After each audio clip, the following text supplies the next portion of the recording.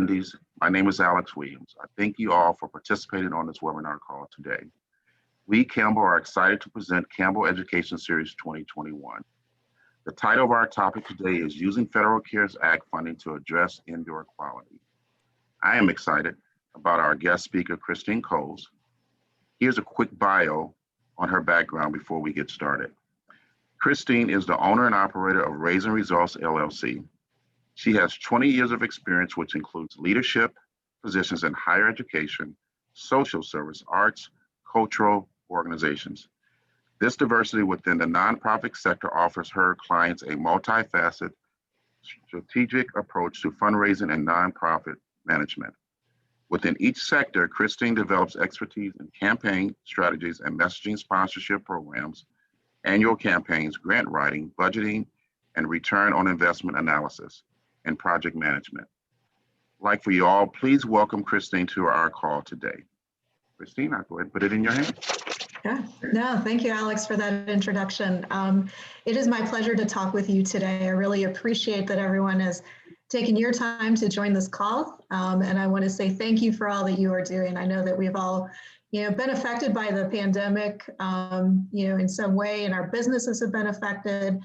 And the good news is that there is federal, and state legislation that has been passed that has targeted our industries to really, provide relief support so that we can, continue to make our workplaces safe. We can continue to work, and we can look at what we can do in terms of indoor air quality. So for today's conversation, we're going to talk about some of those programs. We're going to understand what opportunities are available to improve your indoor air quality.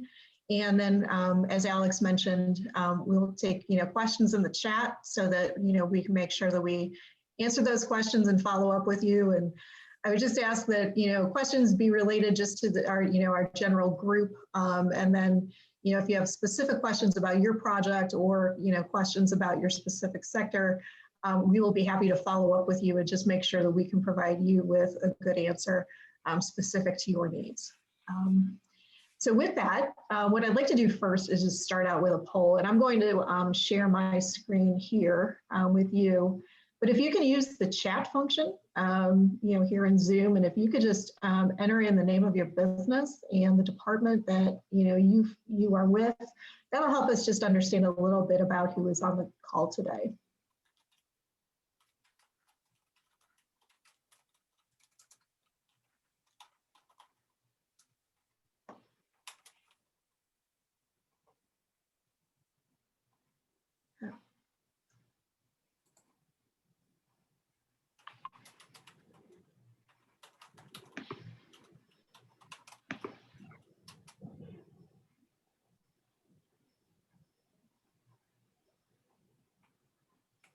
All right.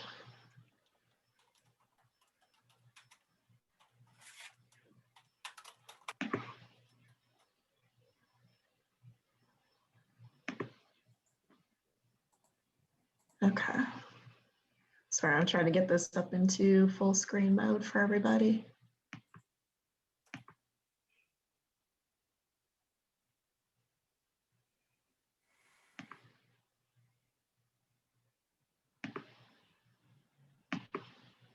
Okay.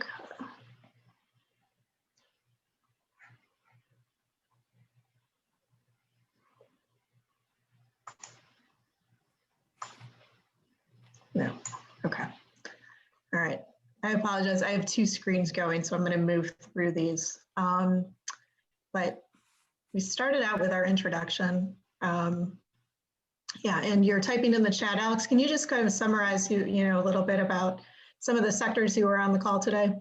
No problem. I have folks from service departments, people are part of projects department, maintenance, folks that are in other verticals, I would say, for us in the lighting business, lighting solutions. So we have a mixture of different folks that are in our presentation today. Okay, perfect. All right, so let's talk about what we're going to learn today on our call. We're going to take a sort of look back into the CARES Act legislation of 2020. That is important for us just to understand a little bit about the background in terms of what was available last year and how it has shaped the 2021 legislation, which is what is available now and what we can access. We're going to talk about other federal relief programs. That includes your FEMA disaster relief funding, as well as state and local dollars and how the federal agencies are using those to pass through the funds to each of the 50 states. We have resources and next steps for you, and then we're going to talk about Q&A. So there's an opportunity just to talk specifically about your questions. So let's first take a look back into the CARES Act legislation. So on March 13th of 2020, there was a federal disaster declaration, and that is the starting date of our Coronavirus Aid, Relief, and Economic Security Act aid.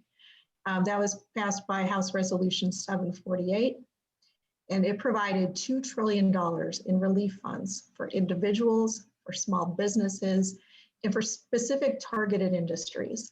So really what the federal agents, what they were trying to do with this legislation is take a look at who was being most affected by the pandemic at that time, and then provide those relief dollars so they could get those into the hands of both individuals and entities that were being affected by the coronavirus.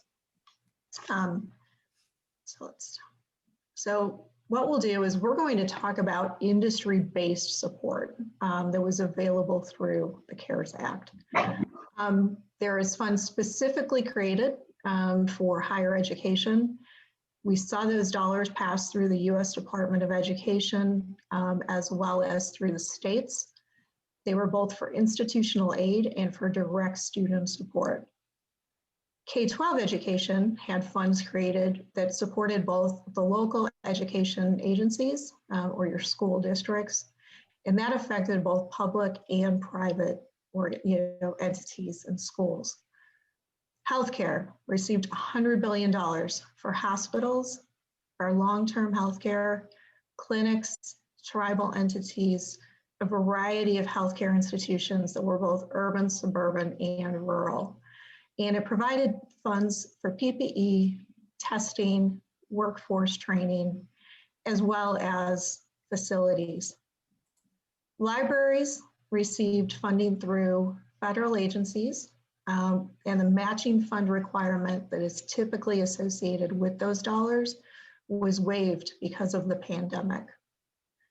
And the federal agencies were, of course, leveraging the state agencies and their networks to make sure that those dollars were distributed across communities across the country.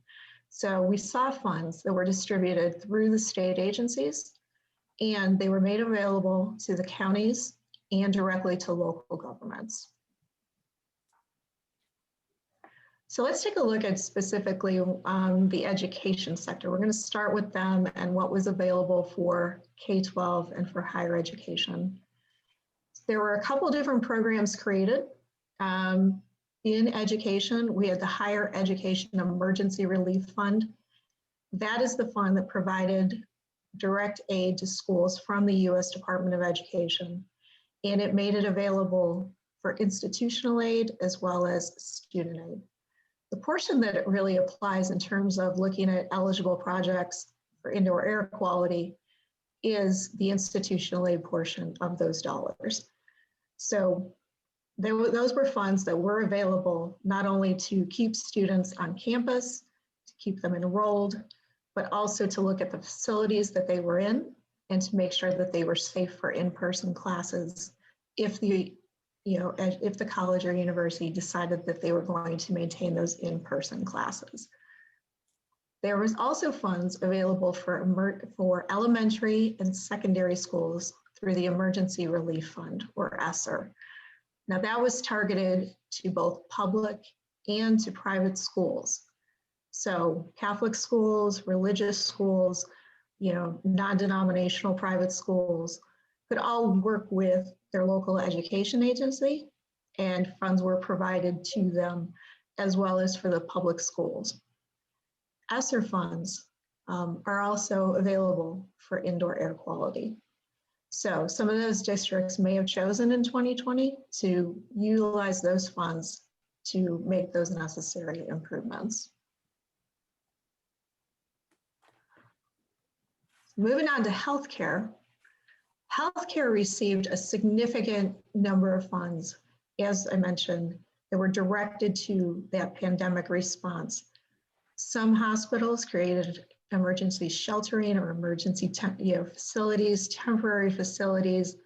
There were funds available, to make sure that the highest quality of care was available in response to the pandemic.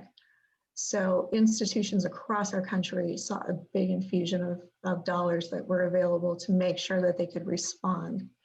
And that was formula-based funding. Like education, healthcare saw their dollars distributed based on formulas set by the federal government, based on their numbers, in terms of Medicaid and other, programs that they utilize.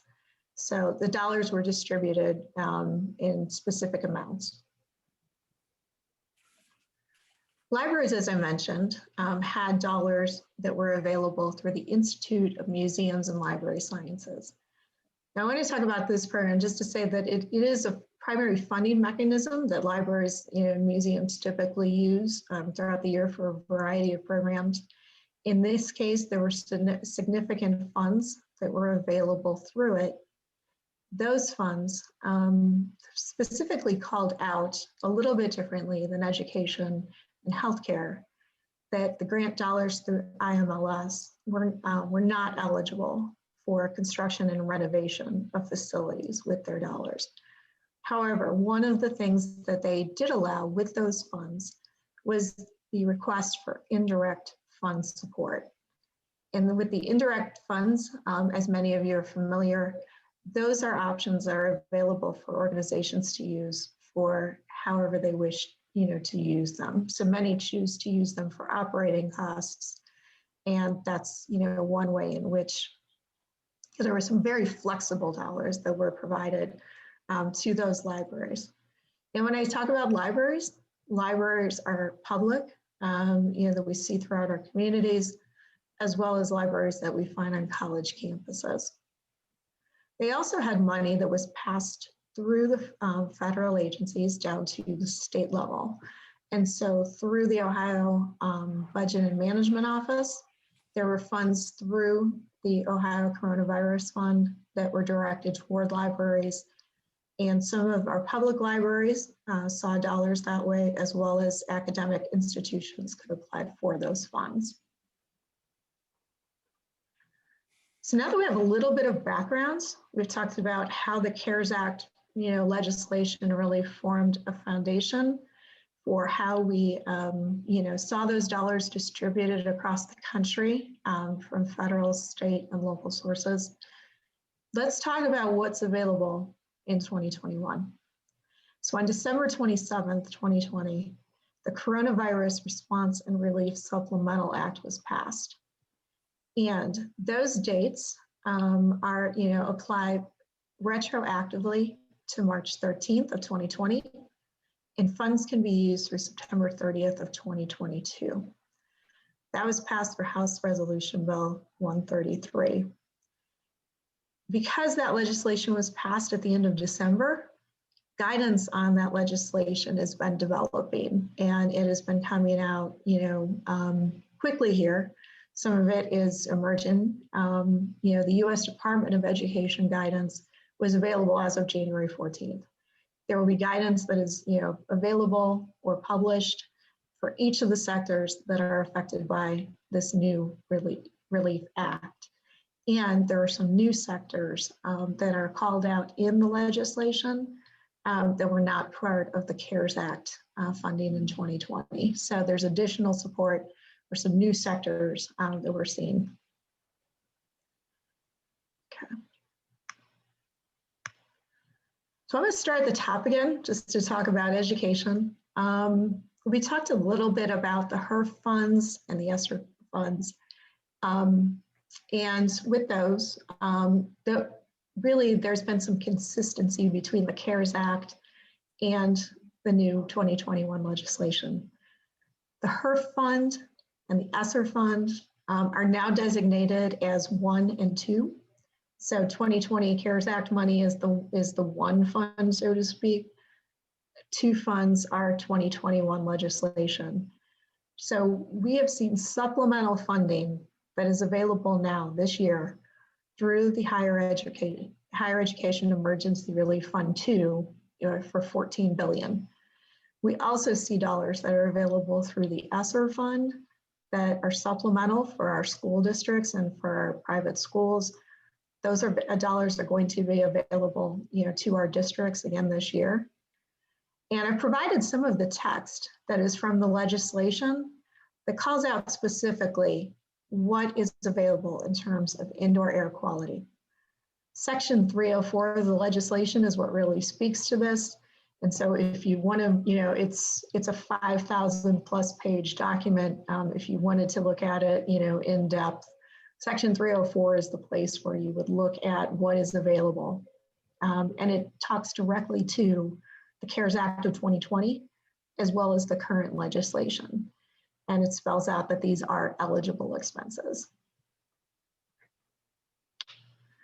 The legislation also called out, indoor air quality, specifically for small businesses.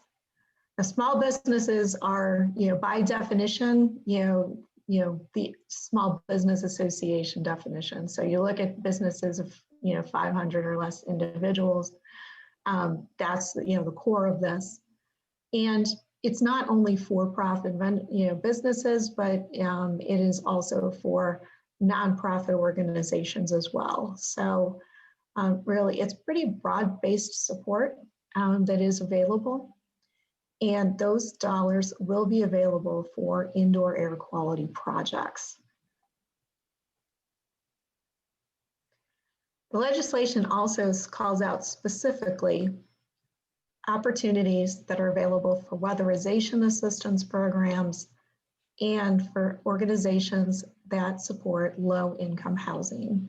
So there again, there is text that is coming right directly from the legislation, and it speaks to creating healthy indoor environments using air quality projects.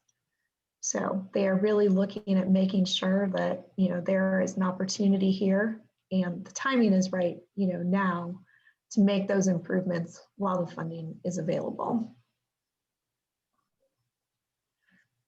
Now we talked about the CARES Act. That is just one mechanism that is available, with federal relief funding to fund these types of projects. There are also other federal funds that are available, and I wanted to speak, a little bit about FEMA. Because the pandemic is a federal disaster declaration as of March 13th, FEMA is also part of the equation for federal funding. Now, FEMA is working with their disaster relief programs through the Ohio Emergency Management Agency, and they are working through other, state emergency management agencies to make sure that they roll out these dollars. So the applications are accepted by FEMA and supported by FEMA through your state agency. All of the funds must be tied to the pandemic. So they are funding construction and renovation projects, but they need to be tied directly to emergency sheltering, medical support, safety, and those types of projects. So in applying for those dollars, what's important is really speaking to how the pandemic is affecting an organization and the opportunities to make sure that you promote a healthy environment and that you're responding to an emergency need in your community. So in talking with the Ohio Emergency Agency, OEMA is really, focused on they're accepting applications, funding is ongoing for these projects, and they are encouraging, organizations to, you can request these funds, but FEMA will review the eligibility for projects on a case-by-case basis. So what I'm saying is that they may be funded, but it is going to be specific to your situation and on a review from FEMA.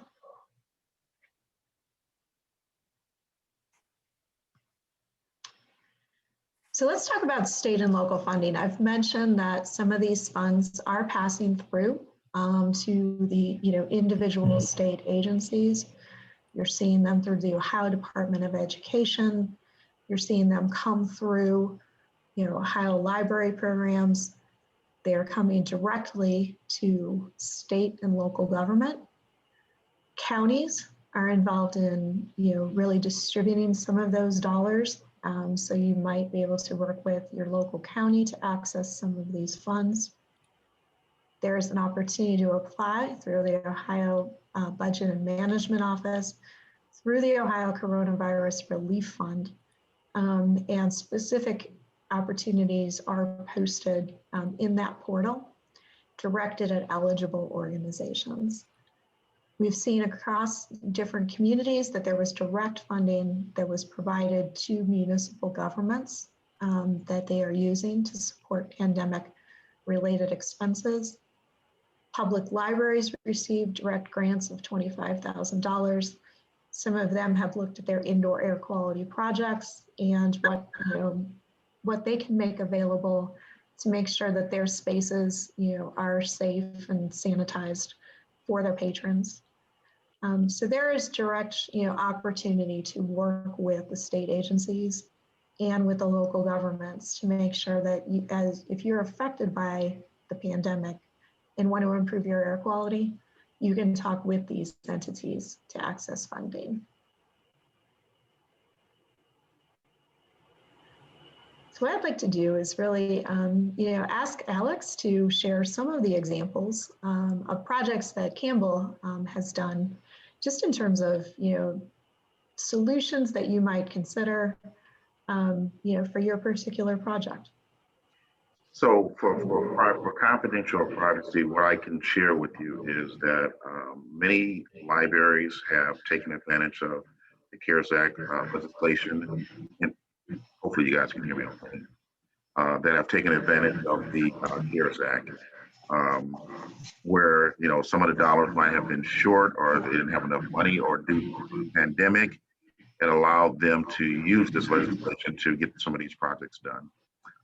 There currently are some prospecting clients that we're working with right now that are in the verticals of manufacturing and a few other sites that we're working with that are looking to do HVAC projects, more specifically of what we're looking at.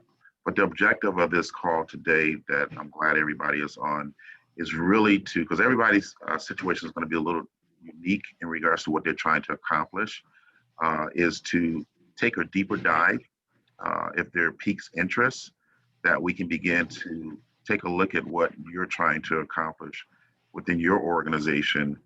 And working with our partner, Christine, we can kind of find the money, right? We can kind of find the money for you or find what opportunities that could work specifically if it's in regards to HVAC projects. But from a project standpoint, for HVAC, we've had a lot of success as Campbell in regards to finding funds for our clients to get some of these projects done for them. Yeah, no, thank you, Alex. And it's been my pleasure to work with Campbell on some of these projects. This is an opportunity. And as I mentioned, now is really the perfect time while funding is available. And while some of us are, outside our, usual workplaces, to really take a look at what we can do so that we can get back to work safely, so that we can create safe work environments while we're at the office. And we can create those spaces for people that we call customers and serve throughout our communities. So if you're a nonprofit or a for-profit firm, these are opportunities for you to access these dollars now, and we would be thrilled to talk with you. I'm going to switch over so that you've got our contact information. You've registered with Alex today. You have his contact information there with his email and phone number. You can get in touch with us. We'd be happy to talk with you about your specific project, what dollars are available, As I mentioned, there are funds that we've not talked about today that apply to specific projects. They're both federal and state.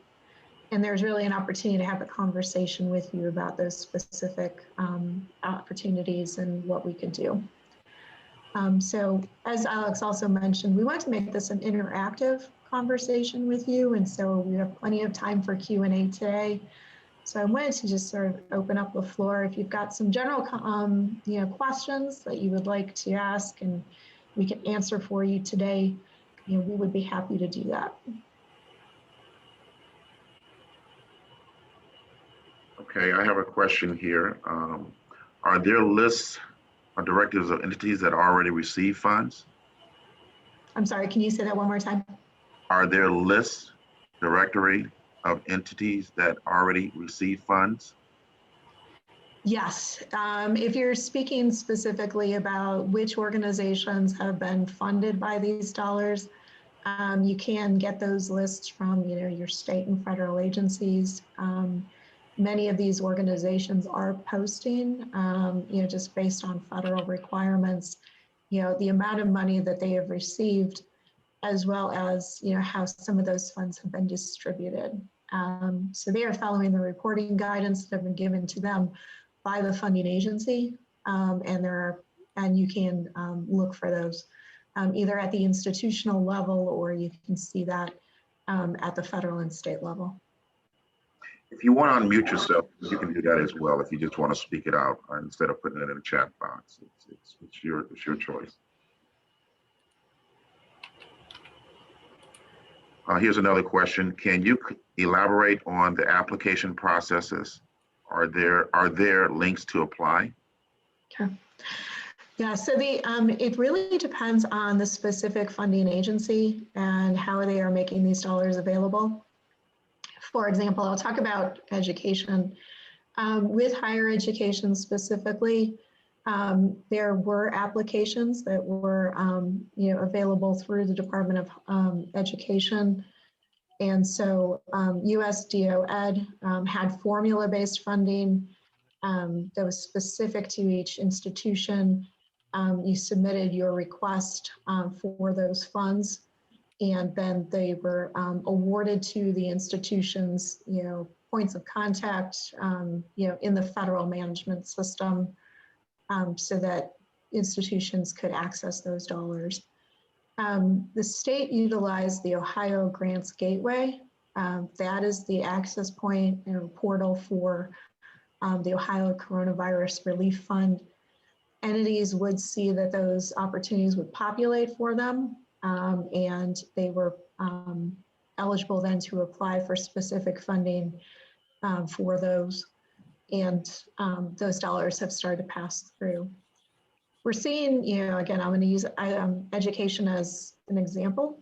With the 2021 funding, what we saw is that some of that supplemental funding, so long as organizations were current in their CARES Act reporting, that those supplemental dollars have been awarded without an application. They were simply given to the organization because they submitted all of their reporting on time. If not, U.S. Department of Education has followed up to say, you need to get your reporting in and to be current, and then those dollars would pass through and it'll be awarded. So they're currently in the process of making those supplemental awards available to institutions of higher education. With the Ohio Coronavirus Relief Fund, there were supplemental dollars designated, and organizations just really needed to make sure that they were submitting their lists of eligible expenses that they wanted to fund with those supplemental dollars. But again, that was coming through the Ohio Budget and Management Office and that portal, which is the Ohio Grants Gateway. Okay. There's a couple other questions I have too as well, Christine. The next question here is, there's a lot of money available. Is there a limit for specific agencies, facility types, et cetera? There are. So it's a great question. The legislation called out specific amounts that were, available for specific industries: healthcare, education, small businesses. Each of these have dollar amounts that are available both in the CARES Act legislation as well as the 2021 legislation. And in that specifically then, there was what we call formula-based funding. So for education, that formula was based on student enrollment and demographic information. So there were specific dollar amounts awarded to individual organizations. With healthcare, that also was formula-based funding. So those dollars, again, they looked at the healthcare institutions. They looked at what percentage of their Medicaid funding what had been applied for and received in prior years, and those formula funds were applied to what individual institutions received. So there is that methodology that the federal government has applied to awarding those dollars. With local school districts, they look at the size of the district and apply formula-based funding through the Ohio Department of Education.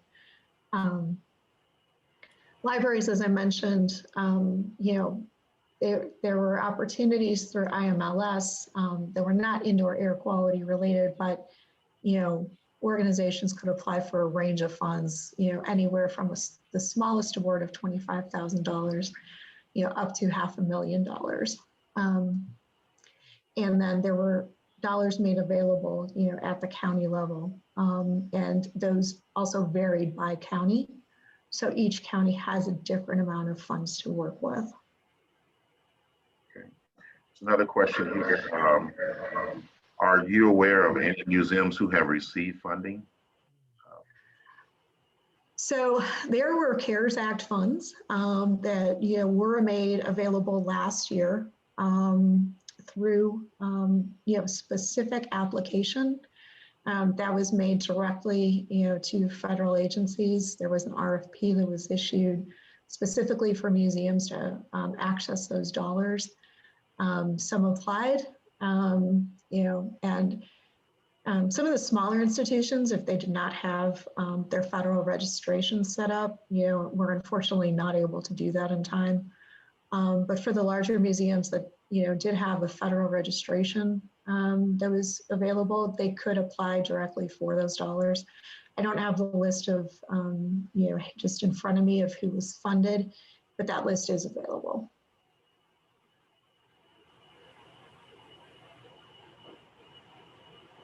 Any additional questions, anyone?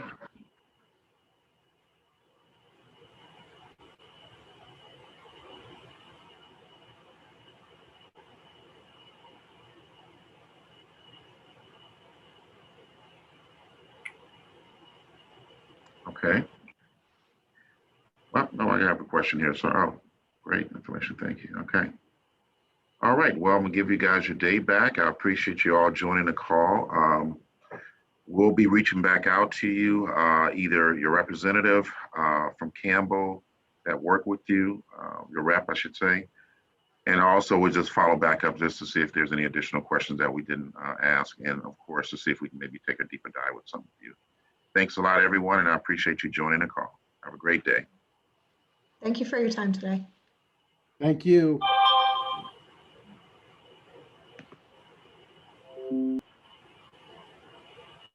Christine, it's Paul.